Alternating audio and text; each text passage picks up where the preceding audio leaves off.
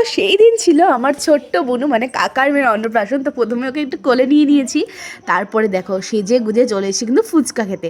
ফুচকা কিন্তু আমি 6-7টা মতো খেয়েছি, আর সঙ্গে ছিল কিন্তু পকোড়াটা এত জুসি ছিল, ভিতরে চিকেনটা দারুণ লাগছিল। আমি তো 2 প্লেট পকোড়া খেয়েই নিয়েছি, তারপর তো পেট ভরেই গিয়েছিলো। তারপরে খেয়েছিলাম আইসক্রিম।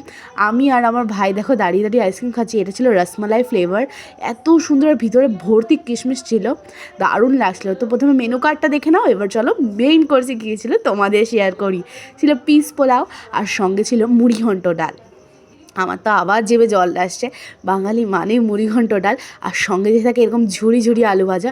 অনেক দিন পরে ওই আলুর চিপস বাদ দিয়ে এই ঝুড়ি ঝুড়ি বাড়িতে বানানো আলু ভাজা খেলাম, মানে এত ভালো বানিয়েছে কী আর বলি। এই ডাল আর ভাত তো শান্তি। একেবারে একদিন রাতে বসেছিলাম জামা কাপড় ছেড়ে, যেহেতু আমাদের পুরো বাড়ির পাশে, তো আমি জামা ছেড়ে এসেছিলাম আর পারছিলাম না ওই শাড়ি পরে, তো এই জামাটা পরে বসেছি, শান্তি করে খেয়েছি। ডাল দিয়ে একটু ঝুরঝুরি আলু ভাজার সঙ্গে একটু শুকনো লঙ্কা মেখে নিয়েছিলাম। আসলে লেবুটা শেষ হয়ে গিয়েছিল, পরে যখন চিকেন খেয়েছিলাম তখন লেবুটা দিয়ে গেছিলো কেটে। তো তারপরে ছিল একদম সুন্দর একটা দই কাতলা।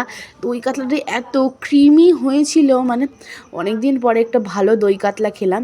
আর মাছটা ছিল একদম ফ্রেশ, বড় সাইজের একদম মাছ, ভিতরে একদম পর্যাপ্ত মশলা গেছে, এত টেস্টি লাগছিল। তারপরে আমি আরও একটু পিস পোলাও নিয়েছি।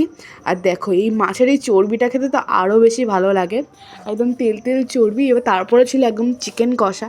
চিকেন কষাটা খুবই টেস্টি হয়েছিল। আমি তো বেশ অনেক কটা চিকেন খেয়েছি, কারণ নিয়েছি, আমার খুব খিদে পেয়ে গেছিলো সেদিন, পেট ভরে খেয়েছিলাম। এই গ্রাসটা খেতে তো খুবই ভালো লাগে। একটু পেঁয়াজ নিয়ে নিলাম, শসাও ছিল, শসা পেঁয়াজ আর একটু লেবু টিপে। আর চিকেনটা যে কি সফট হয়েছিল তোমাদের আর কি বলি, এখন তো আমার আবার জিভে জল আসছে। চিকেনটা দেখো জাস্ট একদম চর্বি চর্বি, আর একদম বেছে বেছে ভালোগুলো দিচ্ছিল আমাকে, একদম দারুণ খেয়েছি সেদিন রাত্রির বেলাটা। এই গালটা উফ, শান্তি, একটা শান্তি দেখো। আর আমার সেদিন মেকআপটা এত ভালো লাগছিলো, সবাই কমপ্লিমেন্ট দিচ্ছিলো যে তোমার সাজটা খুবই ভালো হয়েছে।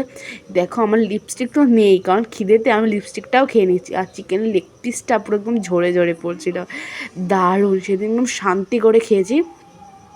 তারপরেই ছিল আমার খুব ফেভারেট একদম জেলি জেলি চাটনি, আর সঙ্গে ছিল পাঁপড় ভাজা। আমি কিন্তু 2বার পাঁপড় ভাজা চেয়ে নিয়েছি, কারণ জানো এই স্টেপটা আমার সব থেকে ফেভারেট।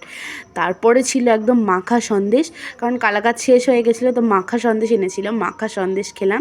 আর সঙ্গে খেলাম হচ্ছে মালাই চমচম দুটো, আর খেলাম রসগোল্লা। রসগোল্লা তো আমার ফেভারেট, রসগোল্লা তো যে কোনো নেমন্তন্ন বাড়ি গেলে আমার নিতে হবে তো হবেই। আমি মিষ্টি